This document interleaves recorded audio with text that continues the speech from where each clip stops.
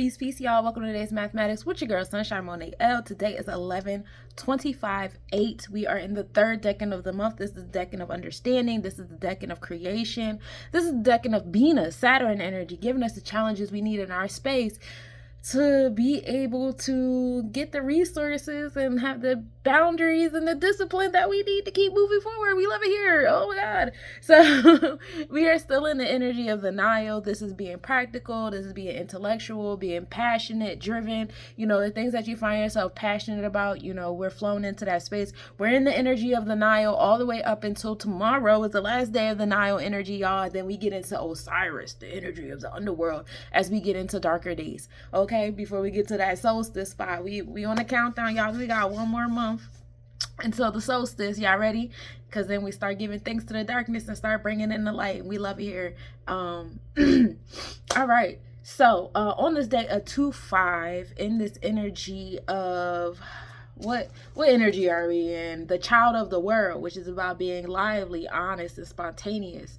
We are finding balance, harmony, and wisdom on that too, because 2 deals with Maya, but 2 also deals with Taurus energy. So either way, we're still dealing with the heart chakra, whether we're dealing with the Libra, Maya, Oba scales, or we're dealing with the Taurus ruling over the second house of self-value, how you value yourself, how you value other people, places, things, situations in your space. Sense of priorities, you know, business, facets of love and forgiveness are key here as well. So we're going to take that too. We're putting that to the 5, walking in the power of our truth. You know, that confidence and courageousness that we get from Hero Kahuti, the celestial enforcer, enforcing our internal law in our space. 5 also deals with Leo energy, which is another fire vibe to tap into. If you're not tapping into Ogun, you can tap into Odumila, that Leo vibe, giving us the confidence and courageousness as Leo does rule over the 5th house. Be mindful of that inner thespian, you know, that overindulgence of Heru, that overindulgence of that Odumila Leo energy, because it puts you in a space where you're trying to, you know, control other things outside of yourself, and those aren't up for you to control. Control what's inside. So we're going to take that to that balance, harmony, justice, righteousness, and truth. And we're going to put into the 5 of what we're enforcing, our celestial enforcers, you know, that 5 of being adventurous and curious and satisfying said curiosities. We're finding a balance in that energy in our solar plexus chakra and our Leo energy of, you know, romantic, creative, thespian self. We find all the truths and the balance in that, and that brings us to 7. It's going to bring us closer to God. You know, the more balanced what you enforce is, of course you're going to be closer to God. The more balanced, you know, you are in satisfying your curiosities, the more balanced you are in that heart chakra, you know, of course, you know, that's how, you know, brings you closer to God. So we're going to take that 7 of equilibrium. 7 is also in mathematics, brings you to this introverted energy. So some of you guys might be feeling the need to go inward, pull the hermit card out today. Some of you guys have to go into isolation. Meditation is key today as well too. We're going to take that 7 and we're going to put it into the month 11, because everything we do, we want to master, right? You want to master that 7 energy. You want to master that balance, harmony, justice, and truth with your celestial enforcer, with that Leo energy, with that ability to satisfy your curiosities and your adventurous self. You want that, right? We want to master being closer to God. We want to master being on our 7s on Netzach, victory, being a celestial designer, that Venusian energy, you know, finding the beauty in things. We want to master that. Why wouldn't you want to master being able to beautify your reality, right? So that brings us to 1 and 8. So now we have knowledge on transformations. 8 is Sobek energy, which is associated with Mercurian, which can be the celestial technicians. This is labeling, classifying things. This is where we get like names of species, body parts, organs, and all that stuff. But don't get caught up, because these are parts of a whole. That's why we started with the 7, because 7 gives you the whole sentence, while the 8 says, okay, this is a noun, this is a pronoun, this is an adjective, okay? So don't get caught up on the 8s, because the 7 is what made it, okay? It's still part of a whole.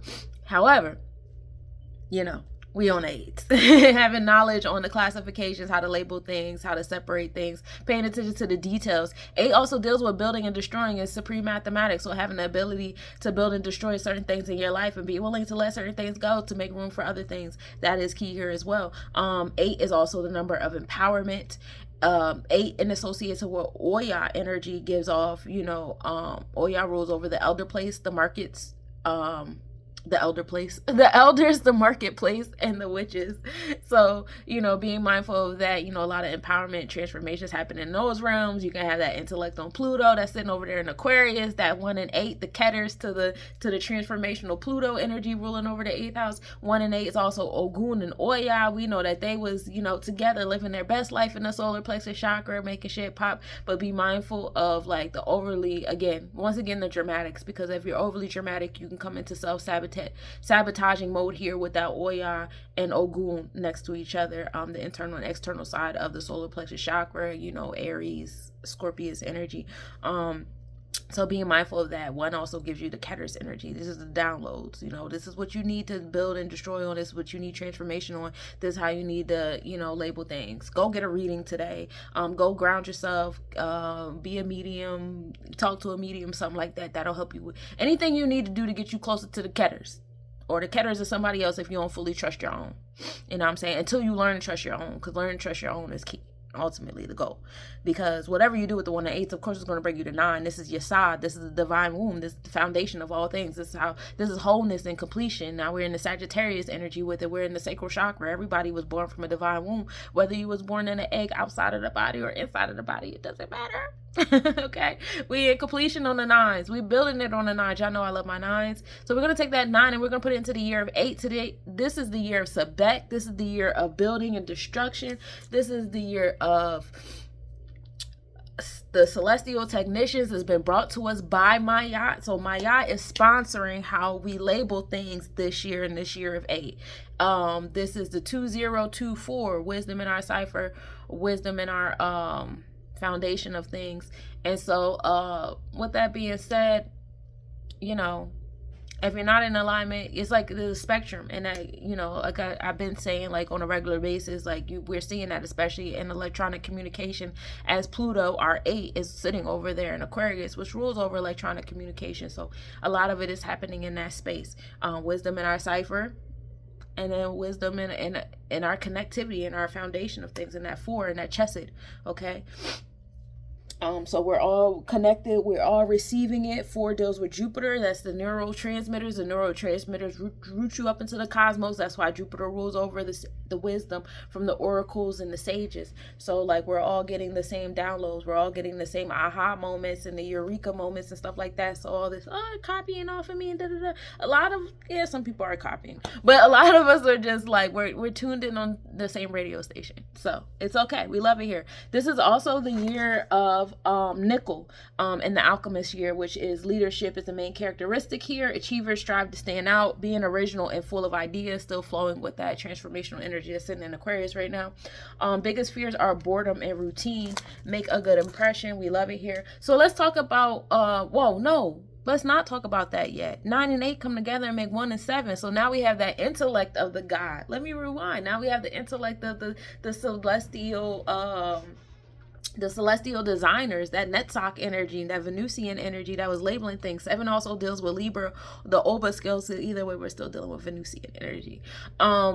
But now we have the intellect that we, was starting the day off with that 2 and 5. We got the wisdom with it. Now we're getting the, okay. You know what I'm saying?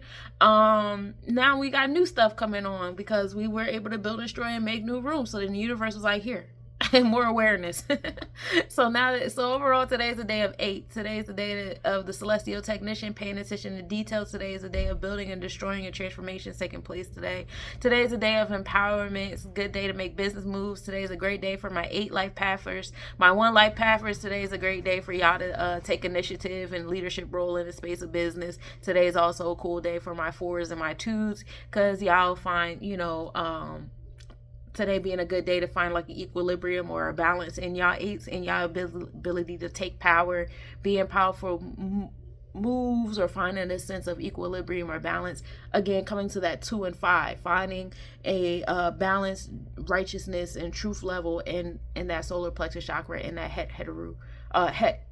Herakahudi energy. I kept saying Het Heru. Het Heru is Netzach. That's the Venusian, the celestial designers. That's the 7. The 8, the 5 is Herakahudi. So the celestial enforcer. So yes, that's what we're doing on this day of 8. So happy day of 8 to y'all. What's astrologically, astronomically happening? We start off the day with a 30% waning crescent moon, moon rising at 1:26 a.m. and setting at 1:47 p.m. We are in the third house with the energy, so we're in that space of community and communications, learning how to be flexible and adaptable, but also stable at the same time. In our thought process, we're in Virgo, so we are in those 8s. Third house being the Gemini house, so again, mercurian energy through and through. We are in that space of focusing on the details and our energy exchanges, sidereal and constellation wise. We are in Virgo as well, and in draconic chart, of course, we are in Virgo. So today is a heavy mercurian day on our moon. Get a reading from a Virgo. What better Virgo than me? My sun, moon, Mercury, and Venus all in there, and my Mars is in Gemini. Look at that. But today is a good day to pay attention to the details, get some organization, planning, just create some type of idea of what your daily routine should be looking like. Sunrise at 6:56 a.m. and setting at 4:36 p.m. The moon enters the ecliptical latitude 0 and enters descending node at 4:33 p.m. So we are coming back to the moon, getting closer and closer as it is in waning crescent, which is the cleansing of all intangible things out of our space, mindsets, behaviors, emotions, all those fun things that we can't touch with our senses. So that's what I got for you today, Cosmic Nobodies. Feel free to reach out if you need a personal reading, numerology, astrology. I'm here for you. Peace.